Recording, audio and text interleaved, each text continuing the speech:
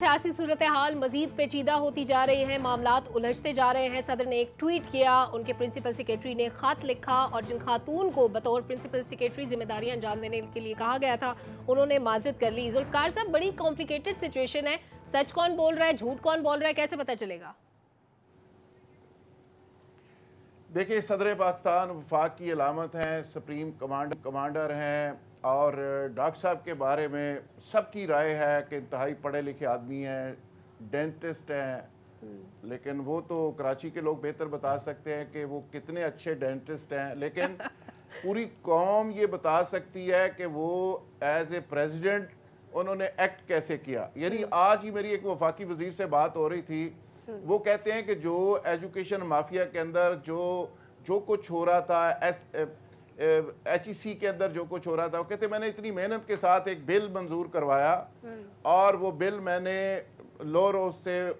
اپر سے سب سے کروا کے، کابینہ سے کروا کے وہاں پہ بھیجا اور صدر صاحب نے اس کو ویٹو کر کے پھینک دیا، آخری دن تھا۔ وہ کہتے ہیں میری زندگی کا نچوڑ تھا کہ میں نے ایجوکیشن کے لیے کتنا کام کیا ہے۔ رانا تنویر صاحب نے جو ایجوکیشن منسٹر تھے، لیکن انہوں نے کر دیا۔ پھر ایک اور منسٹر صاحب سے بات ہوئی، انہوں نے کہا جی کہ ایک کمیٹی میں نے بنائی لیجسلیشن کے لیے، تو صدر صاحب نے اس بل کو پکڑ کے پھینک دیا، اور بعد میں نے جب فون کے پوچھا کہ آپ نے اس کو واپس بھیج دیا تو کہنے لگے ایک بندہ میرا بھی پا دو کمیٹی سے۔ یعنی آپ اندازہ کریں کس لیول پہ لیجسلیشن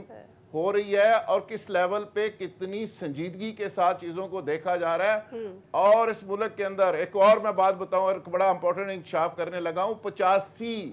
یونیورسٹیوں کے بل آئے تھے جس میں ایجوکیشن منسٹر نے پرسنل سٹینڈ لے کے انہوں نے کہا کہ یہ کیا کرنے جا رہے ہو، خدا کا خوف کرو، اس ملک کی ایجوکیشن کو تباہ مت کرو۔ اور اس پہ 85 یونیورسٹیوں کے کتنے سفارشی تھے، کس نے پیسے پکڑے ہوئے تھے، اور اس کے بعد کیا ہوا کہ 23 بل پھر بھی اس کے پروسیس کر دیے گئے آخری دن۔ پھر انہوں نے چیئرمین سینٹ سے ترلا کر کے انہوں نے کہا کہ خدا کا خوف کریں۔ وہاں پہ میں صرف کہہ رہا ہوں کہ یہ لیجسلیشن کا جو پروسیس ہے، کہاں پہ کیا کچھ ہو رہا ہے اور پریزیڈنٹ لیول پہ کتنی سنجیدگی کا لیول ہے، تو لہٰذا اگر اس طرح کے واقعات ماضی میں ہو سکتے ہیں تو اس بل کے اوپر بھی اس طرح کی کوئی واردات ہو سکتی ہے۔ میں کہنا صرف یہ چاہ رہا ہوں کہ یہ تھرو آؤٹ ساری جو لیجسلیٹو پروسیس ہے، وہاں پہ کہاں کیا واردات ہو چکی ہے۔ یہ یونیورسٹیوں کے بل میں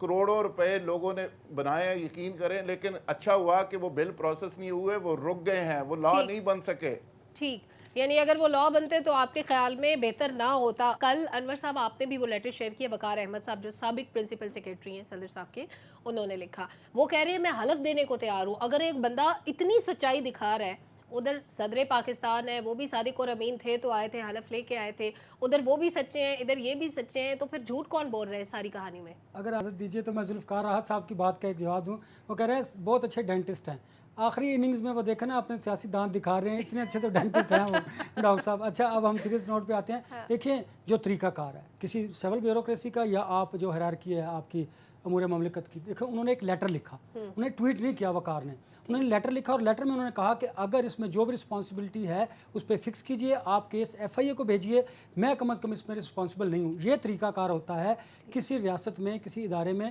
ورکنگ کا۔ انہوں نے لیٹر لکھ دیا، انہوں نے ٹویٹ نہیں کیا۔ اب دیکھیں یہ کام تو اب پھر دوبارہ پریزیڈنٹ صاحب کے کورٹ میں چلی گیا۔ انہیں چاہیے کہ واقعی اگر ان کے ساتھ کسی نے